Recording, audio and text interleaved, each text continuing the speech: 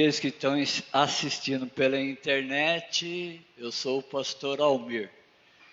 Eu quero deixar aqui um versículo, amém? 1 Pedro, capítulo 1, versículo 18. Aliás, eu vou ler 4 versículos, amém? Só acompanhar. Foste resgatado da vossa maneira de viver, que por tradição recebeste dos vossos pais, mas com o precioso sangue de Cristo, como de um cordeiro imaculado e incontaminado, o qual, na verdade, em outro tempo foi conhecido ainda antes da fundação do mundo, mas manifestado nesses últimos tempos por amor de vós, e por ele credes em Deus, que o ressuscitou dos mortos e lhe deu glória, para que a vossa fé e a esperança estivessem em Deus. Glória a Deus. Vou orar de novo, amém? Pai, eu quero te agradecer por estar na tua casa de oração. Nós estamos à liberdade do teu Espírito Santo. Nós somos convidados para trazer a tua palavra, que é viva e eficaz, e eu te agradeço por ela ser viva e borbulhar dentro do meu coração e dentro da minha vida. E quero te pedir, Deus, que nós possamos transmiti-la segundo o desejo do teu coração, na liberdade do teu Espírito Santo. E eu quero te dizer, Deus, que eu estou na tua dependência. Não é porque sempre nós temos oportunidade que isso significa que nós sabemos que vamos fazer e realizar, mas nós desejamos ser sensível à voz do teu Espírito Santo, que fala conosco de diversas formas, de diversas maneiras. E eu quero te pedir que tudo aquilo que falarmos seja palavra viva dentro do coração e da vida dessas pessoas, e que venha tirar as nossas vidas da prática religiosa, mas que possamos servir a um Deus vivo, que independente de termos saúde ou não termos saúde, nós adoramos a Deus da mesma forma, do mesmo jeito, que independente de termos prosperidade ou não termos prosperidade, nós adoramos a Deus do mesmo jeito.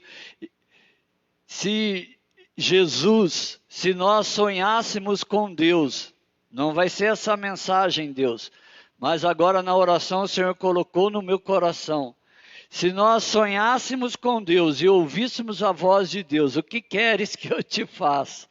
O que você pediria para Deus? Deus disse para Salomão, Salomão, porque tu me pediste para que não prolongasse a tua vida sobre a face da terra, não me pediste nem saúde e nem prosperidade, eu te darei todas estas coisas. A nossa vida, Deus, eu quero dizer para ti que está nas tuas mãos e nós queremos te agradecer. Em nome de Jesus, amém. Aleluia. O tema da mensagem é resgatado da religiosidade. 1 Pedro, capítulo 1, versículo 18, se diz: fostes resgatado da vossa maneira de viver e tradição que recebeste dos vossos pais. Tem uma música da comunidade Zona Sul que a letra diz: Deus é incomparável. Tem uma frase que diz que Deus está acima das religiões. As religiões tentam alcançar Deus através dos seus esforços humanos, dogmas, tradições e não conseguem. Em Gênesis capítulo 2, versículo 9c, nós vamos ver na palavra de Deus que retrata a respeito disso. Quando Adão e Eva pecaram contra Deus, eles tentaram ali substituir. Obrigado.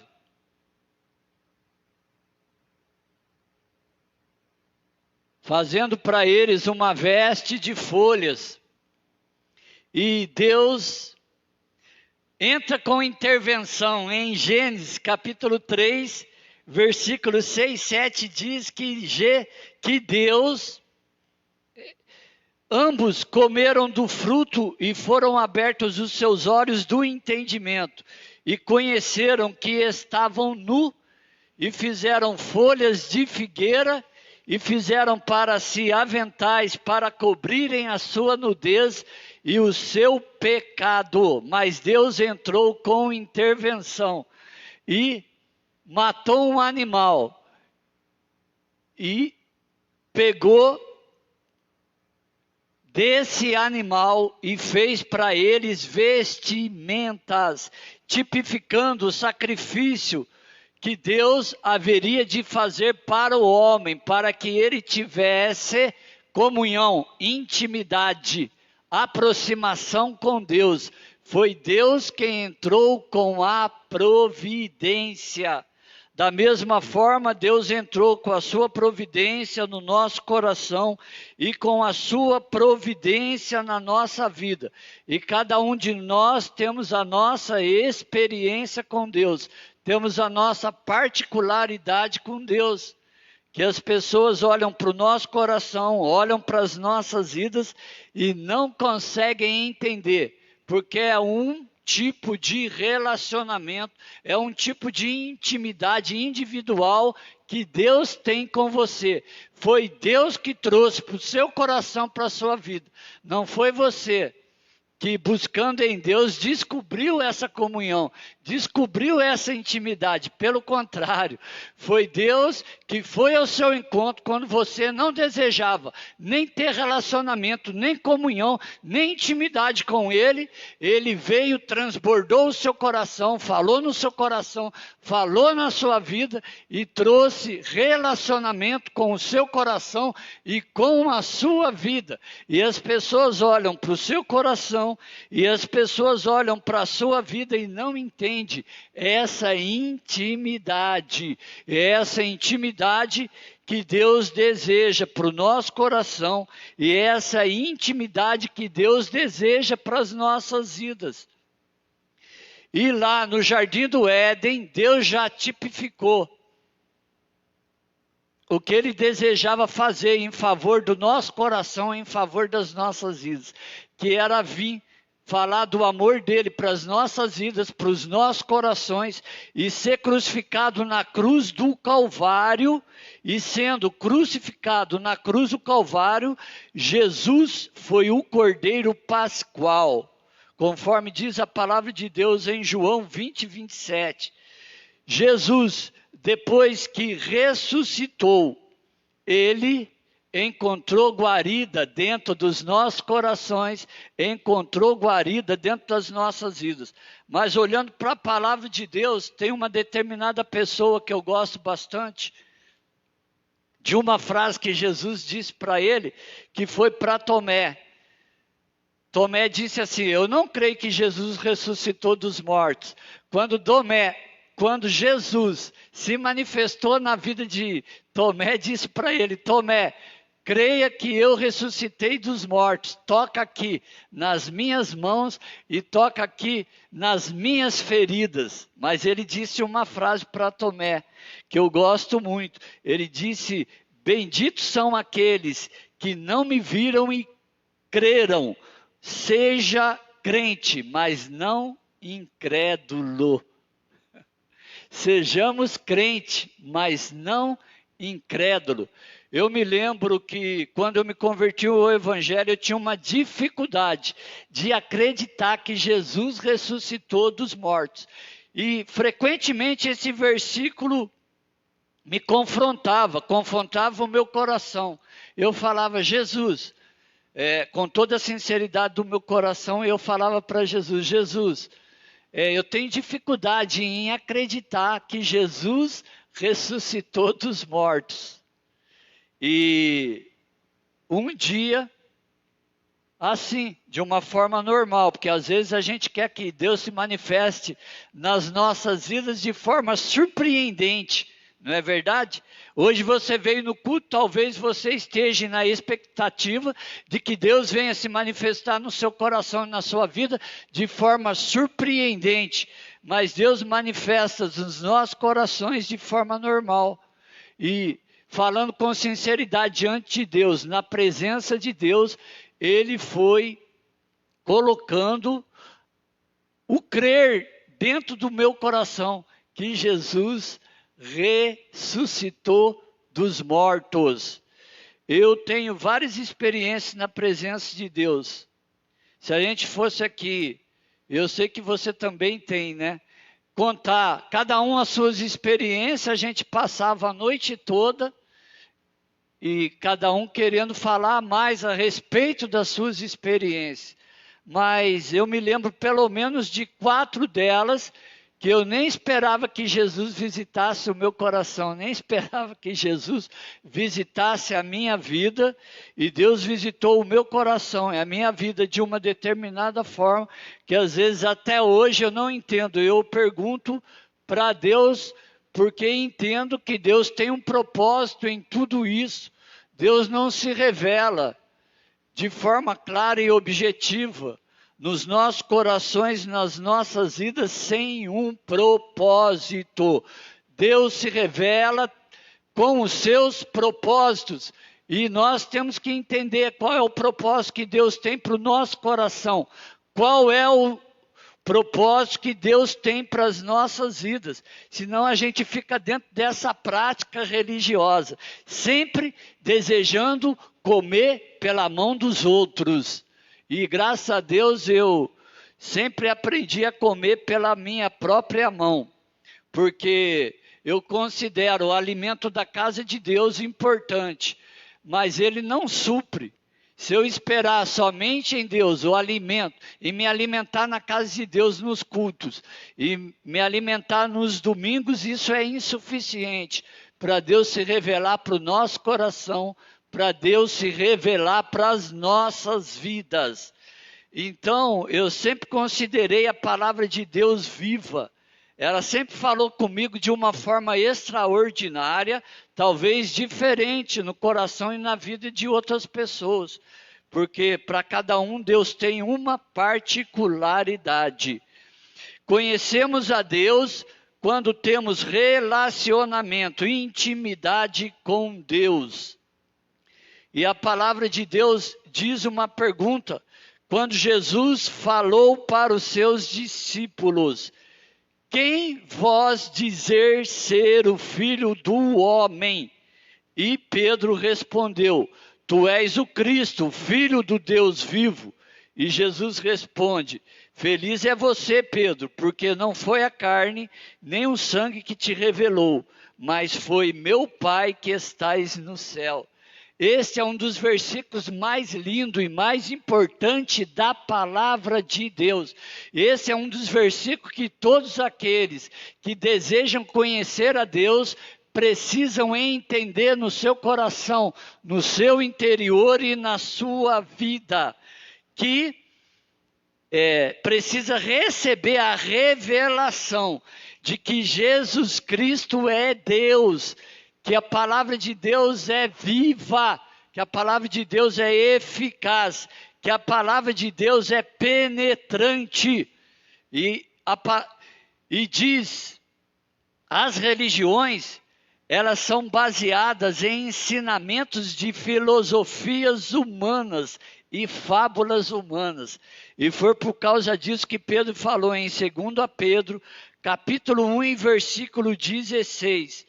E o apóstolo Pedro diz: porque não fizemos vocês saberem que a crucificação e a ressurreição de Jesus são baseadas em fábulas artificiais inventadas pelos homens, mas nós mesmos fomos testemunhas da sua existência e da sua majestade.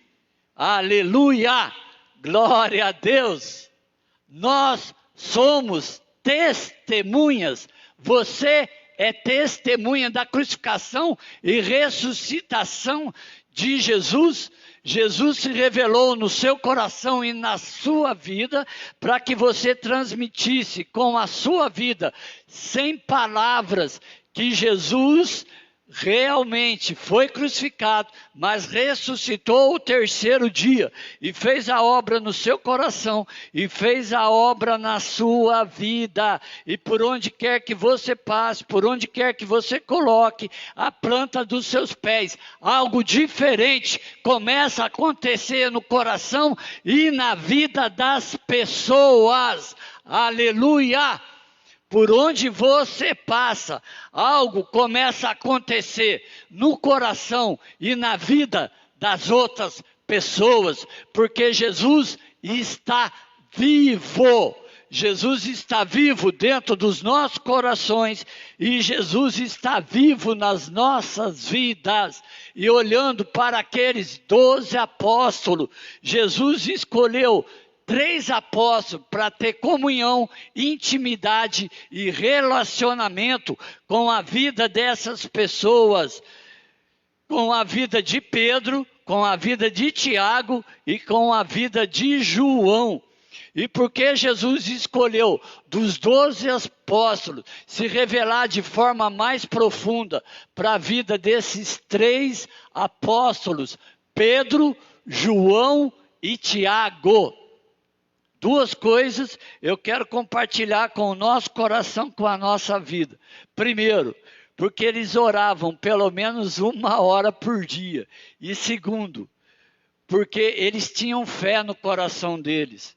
E uma das passagens que fala sobre a ressurreição da filha de Lázaro, tinha muitas pessoas em volta, quando a menina tinha sido, quando ela estava morta.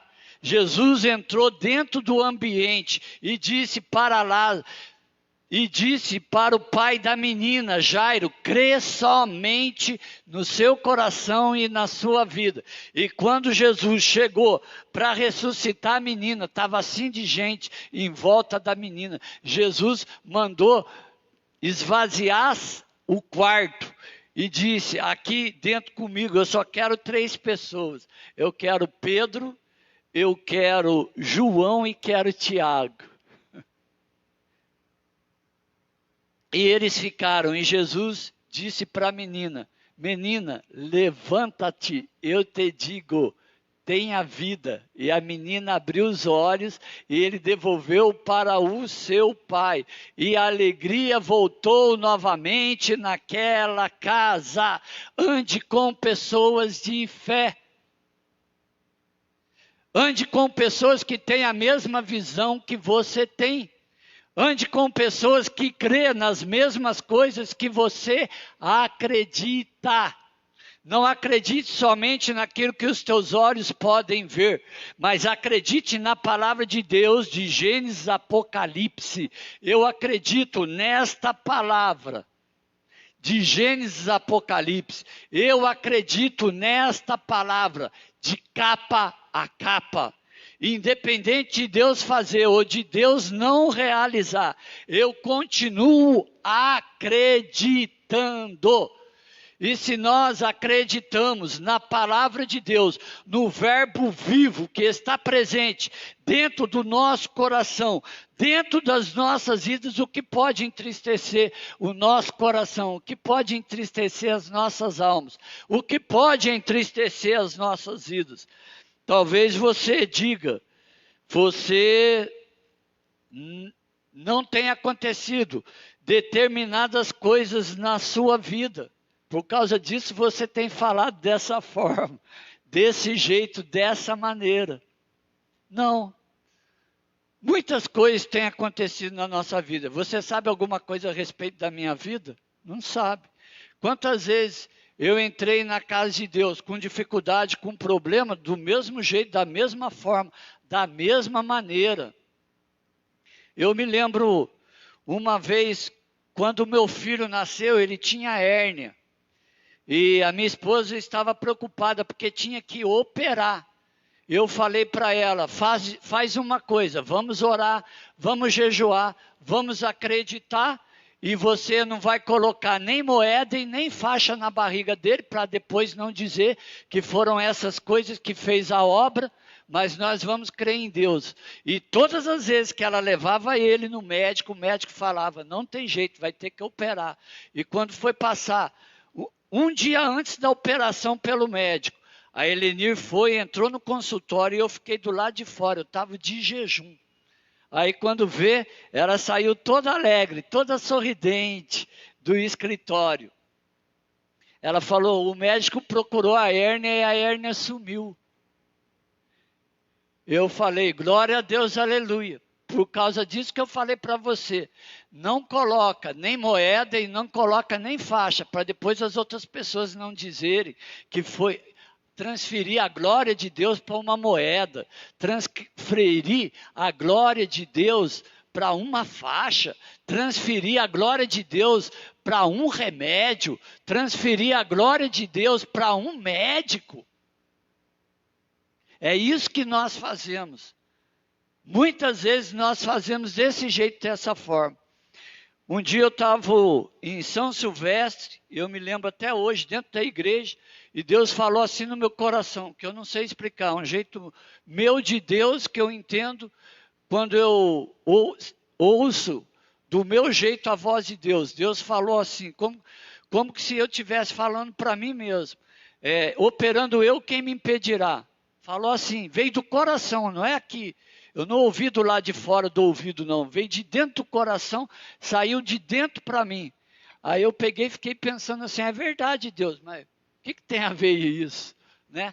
E saí da igreja, aí estou andando, encontrei com uma irmã. Vem aqui, eu quero contar um testemunho para você. Lembra que foi você e a sua esposa na minha casa e oraram por mim, eu tinha que operar. Eu estava na mesa de cirurgia. O médico foi procurar para me operar e não encontrou mais o problema. Aí eu glorifiquei a Deus e entendi por que Deus tinha falado comigo. Operando eu, quem me impedirá? Se Deus operar, quem pode impedir Deus? Agora eu te pergunto, se Deus não operar, alguém vai operar? Se Deus não fizer, alguém vai fazer? Mas a pergunta que eu quero dizer é o seguinte, independente de Deus fazer ou não fazer, nós vamos continuar crendo em Deus ou nós vamos rejeitar Deus, como a maioria das pessoas tem rejeitado a Deus, porque não tem relacionamento, porque não tem intimidade, porque não tem comunhão com Deus.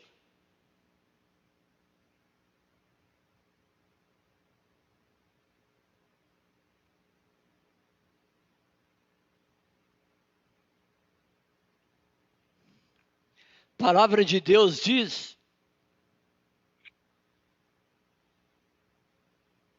que Pedro, João e Tiago tinham relacionamento e intimidade com Deus. E Jesus andava com eles e tinha prazer de andar com eles. Diz a palavra de Deus em Mateus que Jesus se transfigurou. Isso significa que as vestes de Jesus se tornaram brancas como a neve e o seu rosto brilhava como o sol. E nisso eles viram Moisés e Elias e começaram a conversar. E Pedro ficou tão admirado com aquilo que estava acontecendo e sem entender, que Pedro disse assim para Jesus uma coisa que não tinha nada a ver. Falou, Jesus, o senhor quer que eu faça uma tenda aqui? 3 tendas. Uma tenda para Moisés, uma tenda para Elias e uma tenda para ti? Aí Jesus falou para eles, tudo isso que vocês estão vendo aqui, todas as experiências que vocês estão tendo, só conte ela depois que eu for crucificado e ressuscitado. Aí vocês falam das experiências que vocês tiveram comigo. E o que me chama a atenção é que Pedro diz em 2 Pedro, capítulo 1, versículo 16, que ele diz: porque não fizemos vocês saberem a respeito da crucificação e ressurreição de nosso Senhor Jesus Cristo, seguindo fábulas artificiais inventadas pelos homens, mas nós mesmos fomos testemunhas da sua existência e da sua majestade. Eu e você somos testemunha da sua existência e da sua majestade. Nós mesmos, nós imitados. A palavra de Deus diz que Elias era um homem sujeito às mesmas paixões que a nossa e orou para que não chovesse, e não choveu sobre Israel. 3 anos e meio, depois orou para que chovesse e a chuva desceu sobre a terra de Israel. E era um homem sujeito às mesmas paixões que eu e você temos. Era um homem que teve experiências com Deus, da mesma forma que tiveram Pedro, da mesma forma que tiveram João e Tiago. Agora, um dos versículos que eu gosto diz que João disse assim: manda fogo do céu para consumir os samaritanos que não quiseram hospedar Jesus nas suas hospedagens. E Jesus disse para João e Tiago: de que espírito vocês estão pensando que eu sou? Eu vim para salvar vidas, eu não vim para destruir vidas. E assim somos cada um de nós. Às vezes não dá vontade, você vê as pessoas não entendem, as pessoas não compreendem, as pessoas zombam, as pessoas escarneiam da palavra de Deus e de Jesus. E às vezes não dá vontade de você falar: Deus, manda fogo do céu e consuma a vida dessas pessoas. E eu gostaria de te perguntar: que tipo de intimidade, relacionamento e intimidade temos nós com Deus? Você sabia que a gente tem que tomar cuidado com as nossas frases, com aquilo que nós falamos, com aquilo que nós dizemos? Porque na nossa palavra tem autoridade. Se eu tenho relacionamento, intimidade e comunhão com Deus, desce ou não desce fogo? Se você orar para uma determinada pessoa que morreu, ela ressuscita ou não ressuscita? Nós temos ou não temos intimidade com Deus? Nós temos ou não temos relacionamento com Deus? Mas tudo depende da vontade de Deus e do querer de Deus. Se for da vontade de Deus, Deus faz todas as coisas. Se não for da vontade de Deus, Deus não faz todas as coisas. O apóstolo João, ele tinha uma determinada intimidade, que diz aqui na palavra, e eu vou ler aqui 2 versículos, 13 e 25 diz: o apóstolo João colocou a sua cabeça sobre o peito de Jesus, demonstrando ter relacionamento e intimidade. Ele colocou a sua cabeça no ombro de Jesus. E diz a história que João foi jogado dentro de um tanque com óleo fervendo, e nada aconteceu, e foi levado para morrer na ilha de Patmos. Agora, lá na ilha de Patmos, por causa dessa intimidade que ele tinha com Deus, diz o capítulo 1, versículo 9: eu, João, irmão e companheiro na aflição, no reino e na paciência em Jesus Cristo, estava na ilha de Patmos por causa da palavra de Deus e pelo testemunho de Jesus Cristo. Eu fui arrebatado em espírito e ouvi de trás de mim uma grande voz como de trombeta, e virei-me para ver quem falava comigo, e virando-me, vi 7 castiçais de ouro, e no meio dos 7 castiçais, um semelhante ao Filho do Homem, vestido até os pés de uma veste comprida e cingida pelo peito com cinto de ouro. E a sua cabeça e os seus cabelos eram brancos como a lã branca, como a neve, os olhos como chama de fogo, e os seus pés semelhante ao latão reluzente, como se tivesse sido refinado numa fornalha, e a sua voz como a voz de muitas águas. E ele tinha na sua destra 7 estrelas, e da sua boca saía uma aguda espada de 2 fios, e o seu rosto era como o sol, quando na sua força resplandece.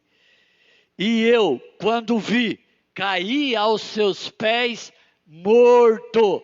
Apocalipse 5, 4 e 5. Somente o Cordeiro é digno de abrir o livro selado com 7 selos. E o versículo 4.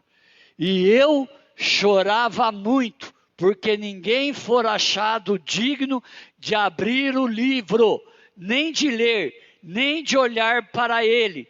E disse-me um dos anciões: não chore, eis aqui o leão da tribo de Judá, a raiz que venceu, para abrir o livro e desatar os seus 7 selos. Versículo 5, o ancião disse, espantado, admirado, de boca aberta: não chores. Sabe o que João, com a sua intimidade, fez no céu? Na terra ele já tinha feito o que ninguém fez. Ele colocou a sua cabeça sobre os ombros de Jesus. No céu, na terra ele já era reconhecido pelos apóstolos.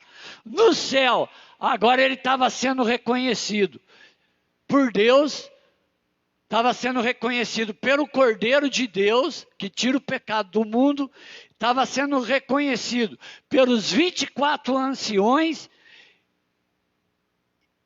e um dos anciões disse para ele, assustado, de boca aberta, admirado: não chores.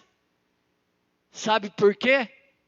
Porque no céu, pela primeira vez em toda a história da existência de Deus, da criação do universo e da criação do planeta Terra, eles nunca tinham visto alguém chorar no céu. No céu não tem lágrimas, no céu não tem dor, no céu não tem sofrimento, no céu não tem tristeza, no céu não tem desapontamento, no céu tem graça, no céu tem virtude, no céu tem alegria, no céu tem glória, no céu tem os anciões rendendo graças e jogando as suas coroas diante dos pés do Cordeiro e dizendo: exaltado seja o Cordeiro desde a fundação do mundo até a consumação do século. Aleluia! Apocalipse 21, versículo 4. Diz: e Deus limpará de seus olhos toda lágrima, e não haverá mais morte, nem pranto, nem clamor, nem dor, porque já as primeiras coisas passaram. Quando passarmos pelo processo da morte, a nossa mente vai ser renovada, e não haverá mais choro, nem pranto, nem sofrimento, nem tristeza, porque no céu não tem lágrima, no céu tem sorriso, no céu tem alegria, no céu tem música, no céu tem dança, no céu tem palmas. Enquanto aqui nós, como os homens e como igreja, impedimos bater palma, a palavra de Deus diz no Salmo 46, 7 que nos céus tem palmas. Aleluia. No céu tem alegria. No céu tem música. A primeira coisa, quando você entrar no céu, você vai ouvir a música. Depois você vai ver Jesus. Aleluia. Seu destino final. Eu quero aqui, para finalizar, deixar um versículo e para a gente entender. Salmo 37, versículo 9c. Esse versículo aqui ele é tão profundo. Diz a palavra: